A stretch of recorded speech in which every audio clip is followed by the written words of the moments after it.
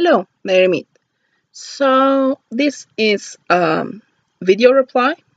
I so miss that function with YouTube, but yes. Anyway, it's a video reply to Taliesin McKnight on his newest video, which is named Renaissance Magic: The Classical Worldview of the Grimoires. And before anybody thinks that I'm going to hate on his videos, absolutely not. He is an extremely knowledgeable man, and I recommend his videos to anyone. I will link to the video in question down below, and absolutely, if you are not subscribed to him, go and do so, because he makes amazing videos. And I'm a big fan of what he does. Basically, lately has been making a lot of videos about Renaissance magic and the classical magic of the grimoires. Basically, the magic of the grimoires comes from the lineage that goes back to the Greek magical papyri, and it is from there we have ceremonial magic. And this ceremonial magic is basically what is inspired a lot from other traditions as well. So it's a very important part in Western magic. And he makes videos about it and also focuses very much on how to practice this in the classical sense. Because with modern magic, we have a tendency to be a lot less dogmatic. If it says you are going to need a golden bowl, it's, well, brass look golden, it'll do. And he basically argues against that and argues for using the rituals found in the grimoires in undiluted form as they are presented in the grimoires. And I thought I just have a few opinions on his latest video, and I more felt like talking to a camera than typing him up. So basically, in most of his videos, I very much agree with them, and I very much enjoy them, because it is basically more presented as an alternative, or his way of doing it, where he argues for a more classical way of doing it instead of modernizing it. And absolutely, that is one way of looking at it, which is very interesting. And I generally have done both. I have both worked with the more modern idea where you do what works. You don't necessarily get bogged down by it has to be this way. And I have worked with it in a more classical sense. And when I was trained by my teacher, generally speaking, I would say he's a little bit in between, because he always had the idea that the ideal way to do it is to do it in the right planetary hour, the right planetary day, and with the right instruments and so on and so forth, if possible. But if that isn't possible, you go as close as you can. So I have done both, but I am more of a modern practitioner than a classical one.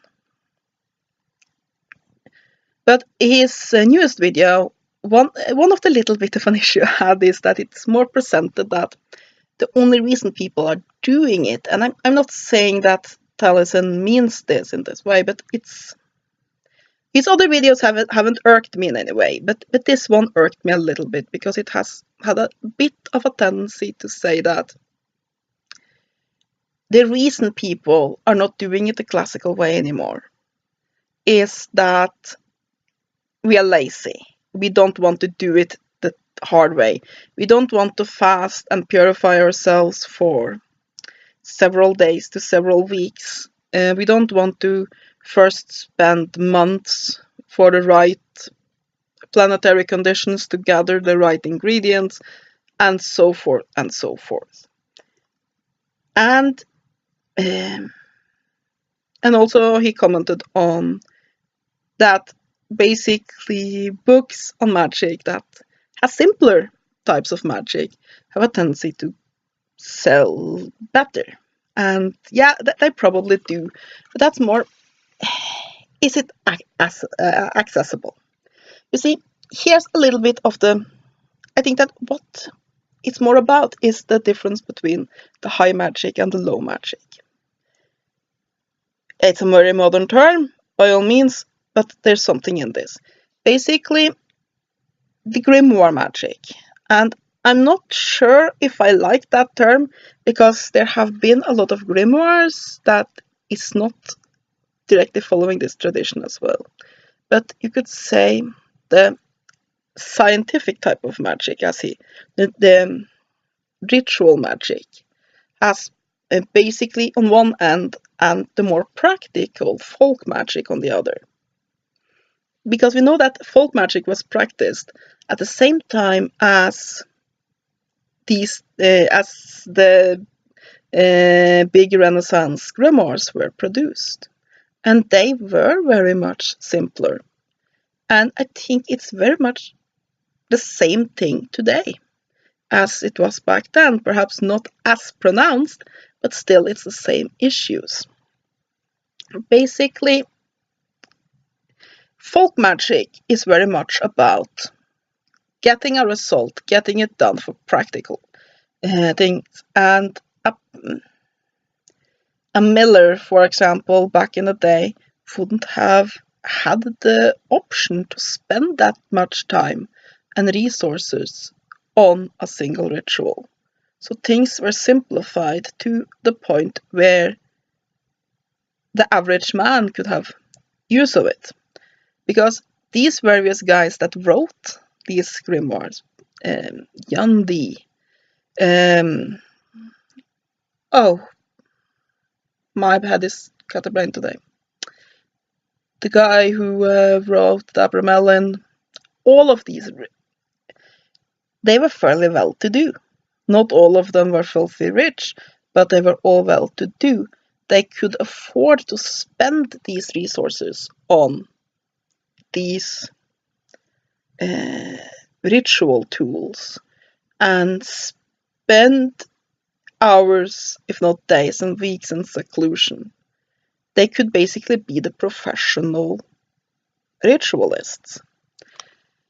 While the common man very much had to do with doing magic that would help him or her in their everyday lives. And don't get me wrong, there's a lot of the things in the grimoires that are also practical. The idea of just using ceremonial magic for self-development is a fairly new thing. There was a lot about how to get girl X to fall in love with you, or getting riches and so on and so forth. That's absolutely a part of it. But folk magic was even more so, and what I'm getting at, with a little bit of a roundabout way here, is that this simplification isn't a new thing. If you look at a lot of the folk magic grimoires, the black books that they basically have cropped up all over the place, the books that made the Pennsylvania Dutch popular, what is it called? The Old Friend? I think it's the Old Friend. I have it here. It's quite interesting. But there's lots of these similar manuals for folk magic. And they have a lot of them that has been found on Iceland. The so-called Galdrabökur.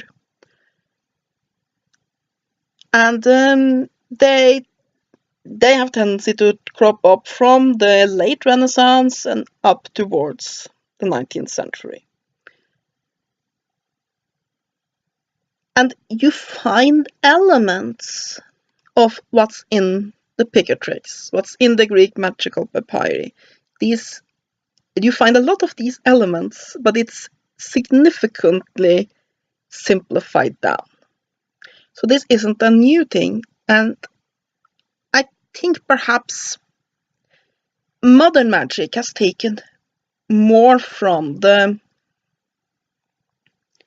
at least when it comes to the more mainstream of it, has taken more from the idea of folk magic, where things are simplified because it's meant to be practical, than ceremonial magic, which to a greater degree follow the older traditions, though yes, as Taliesin comments, even within ceremonial magic today, it's a more of a mental model idea that if you get the feel for it, everything goes. Though, of course, this isn't true for everyone. But I think it has less to do with being lazy than basically having something that works.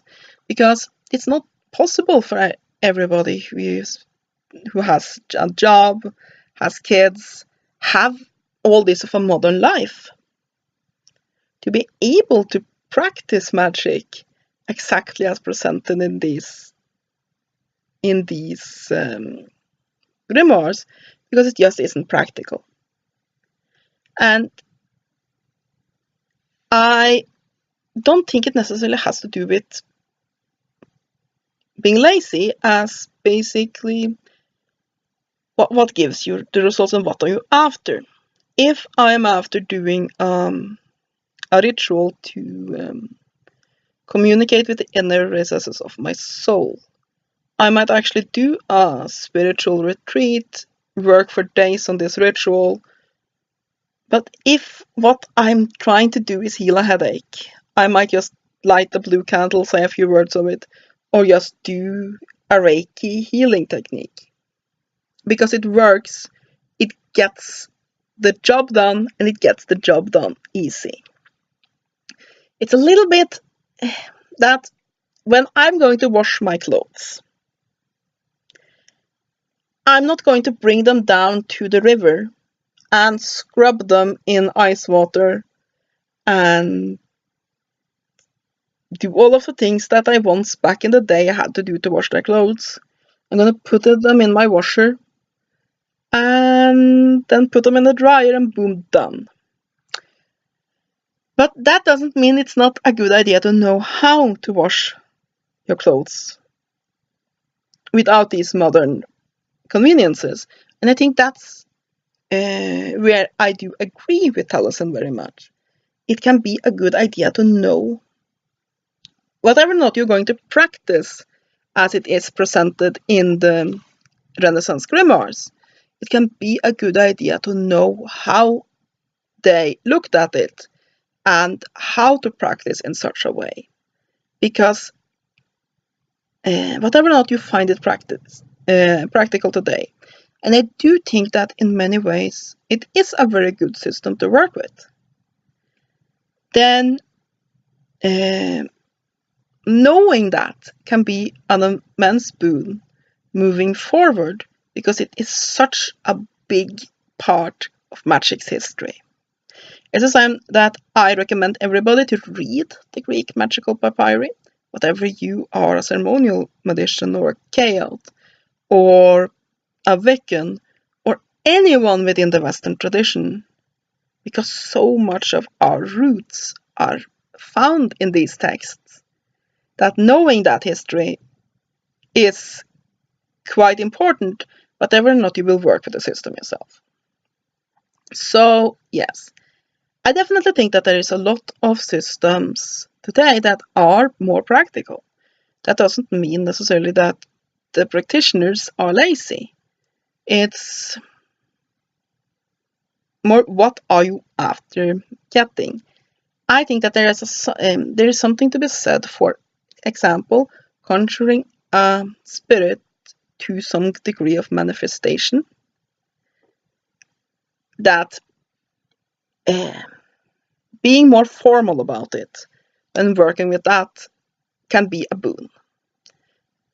And that's both from a mental point of view, that it feels there's more of the bells and whistles, and that will put you in a certain mind space. But I also think that these planetary hours, planetary energies, the right tools, and so on and so forth, carry an energy and a power in themselves. And when working with something that in and of itself is quite difficult, getting that extra push can be a great boon. It's a little bit like I had a discussion with somebody about whether or not alter tools were needed, or symbols. Where I said, technically speaking, no, they're not. Technically speaking, you can do magic just by thinking it. Or that's my opinion. Might not be anyone else's opinion, but it's my opinion. But basically, the traditional tools, the symbols, all of these have developed an energy to them. And adding that energy helps. It's a little bit like this. If you have a heavy cart that you want to push up a hill, you can use your own muscle power to push that cart. And you might be able to get the cart up the hill. But if you get some friends to help, perhaps a horse, and other such things to help you get that cart up the hill, not only will it be easier and faster, but you might be able to get a heavier load up as well. So, by that I mean, a lot of workings, you don't need all of these trappings, because more modern symbols, or basically just your own belief and energy work, is enough to get the job done. Getting rid of a headache, for example, unless there's some sort of horrible thing that's behind that headache that you need to see a doctor for. Generally speaking, just a simple bit of energy manipulation will get the job done. Conjuring a spirit into full manifestation, most of us need a little bit of help from our friends to do that. And then working with these systems can be very beneficial. That's just my point of view. But I'm basically going on a tangent here. My point is more, I think it's a very valuable system to work with. But at the same time, I don't think that it's lazy to work with a more modern system. And I think that basically what one should work with is whatever works for you. And basically, I don't think there's anything wrong with going for what gives you the most bang for your buck. And also, for a lot of people, it's not possible to practice the way the Renaissance magicians did, because a lot of these people that wrote the grimoires, they were professional occultists. It's what they did. So they could do this, but it's not that easy when you have a full-time job and family obligations and having to take care of kids and the house and all of these things to get this done. And then working with a system that's simpler can basically be the difference between not having between not practicing at all and actually having an occult system to practice. But I do think that the classical systems are a good thing to learn. But I don't think it's laziness that makes the newer system more popular. As for whatever, because the books are more popular in this year, yes, but that's the way in everything. For example, take embroidery. You will find a lot more sets and books and so on sold for basically your simple, here's a cat on among some flowers thing. That's fairly simple. Anyone can pick it up and do it. Boom, done. Then, for example, learning haranger stitches, which is a fairly complicated, very difficult form of embroidery where you sew around holes. And you're probably not interested in embroidery at all, but it's the point. You're gonna sell a lot more books telling you how to basically make simple dishes for dinner and so on and so forth. than how to do those little things that you get on gourmet restaurants that has a little thing that has a million ingredients in it. So, of course, there will be a lot more people who are interested in a book on Wicca, for example, or a book that tells you that you can get rid of nightmares by putting a citrine under your pillow, and all of these things that are fairly easy for anybody to pick up and use. Then it will be a book that tells you how to work with the classical Renaissance grimoires exactly as they were intended, because it will be systems that fewer people have interest in. But again, I don't necessarily think that has to do with being lazy, as it being times have changed and our worldviews have changed. And with our worldviews, also how we relate to things like magic. So yeah, that's just what I wanted to say. I really like your videos. I really enjoy your series on the classical Renaissance magic. But like I said, I think it's less to do with being lazy and more to do with exactly the same that why Jan Dee and his contemporaries of the more classical type of magic work their system, while a farmer might basically carve a few symbols into the dirt of his field and spit on it and call it a day. They worked it as a science, as a scholarly task. It's basically Renaissance grimoire magic is a very scholarly tradition, while folk magic is basically about getting shit done and getting shit done quickly so you can continue tilling the potatoes. So, and I think that a lot of the modern system has more to do with folk magic, and folk magic also took a lot from these grimoires, but I simplified them a lot until you got basically little workings that anybody could do, rather than the scholarly systems that were more reserved for those that had the time and resources to work with them. And I think that modern magic takes a lot more from the folk magic way of looking at it, which is more you do whatever works, than the scholarly magic, which is more about preserving traditions and, yes, taking what works, but it is also in many ways quite dogmatic. So yeah, that's just my 2 cents in it. I hope you have a great day. Thank you for all your videos, and blessed be.